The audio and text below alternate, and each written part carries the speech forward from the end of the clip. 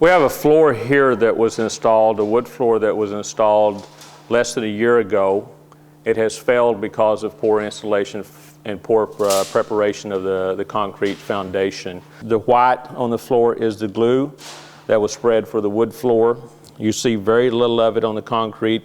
You see that the patch that was put on the concrete foundation is all coming up. It's all stuck to the back of the wood floor that's coming up because the foundation was not cleaned, scraped of the debris of the original floor. So we have a floor failure here in which all the wood floor is coming up due to poor installation and not preparing the concrete right when they put the floor patch down. Because of the failure of the patch to stick to the concrete and because of the failure to leave expansion joints in the wood floor has allowed for the wood to pop up, allowed for it to buckle all over the house. This is a typical installation problem that many people do is they don't undercut the fireplaces and the door jambs properly to give the wood room to expand during different climate changes of the season.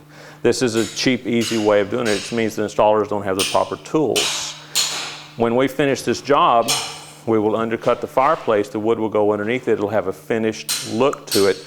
This quarter round will not be here, and the expansion joints will be here for the wood to do what it naturally does.